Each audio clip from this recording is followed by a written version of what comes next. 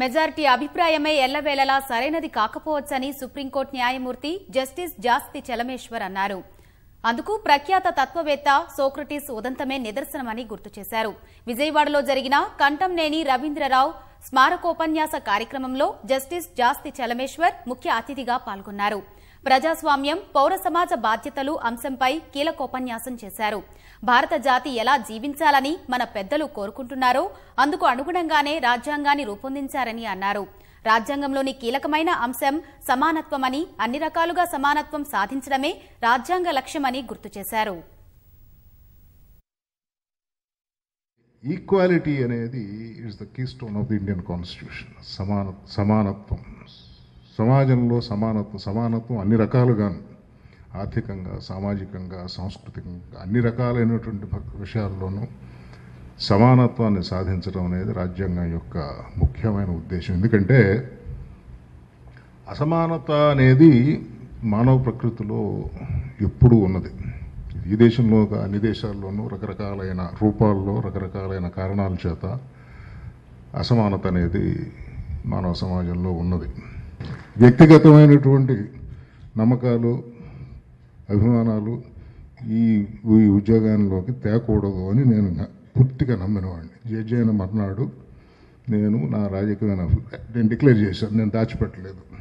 ఎందుకంటే ఆ రోజున నిజం చెప్పలేకపోతే ఈ ఉద్యోగానికి నేను అర్హుడిని కాదు అని చెప్పి నేను అనుకున్నాను, ఇచ్చాను.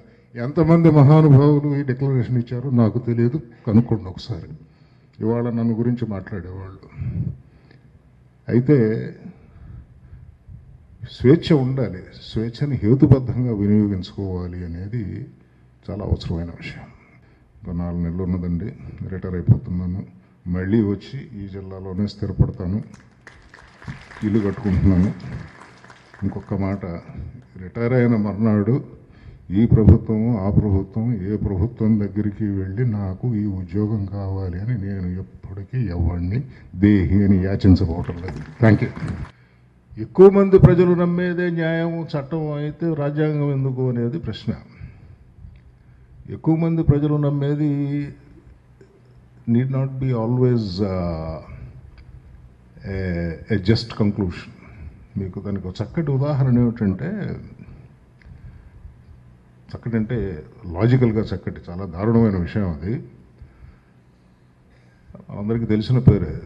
సోక్రటీస్ అనే ఒక గొప్ప పాశ్చాత్య మేధావి, ఫిలాసఫర్. ఆయన ఏం కొట్టండి, చంపండి అని చెప్పలేదు ఎవరిని. ఏదో ఆయన అభిప్రాయాలు, కొన్ని సిద్ధాంతాలు చెప్పాడు.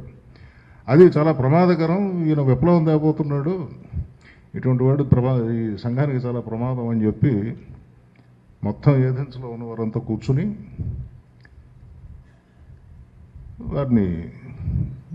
వారికి మరణశిక్ష విధించారు. కాబట్టి ఏంటంటే మెజారిటీ అభిప్రాయం ఎప్పుడూ కరెక్టేనని మనం అనుకోవక్కర్లేదు. మెజారిటీ అభిప్రాయాలు మారుతూ ఉంటాయి.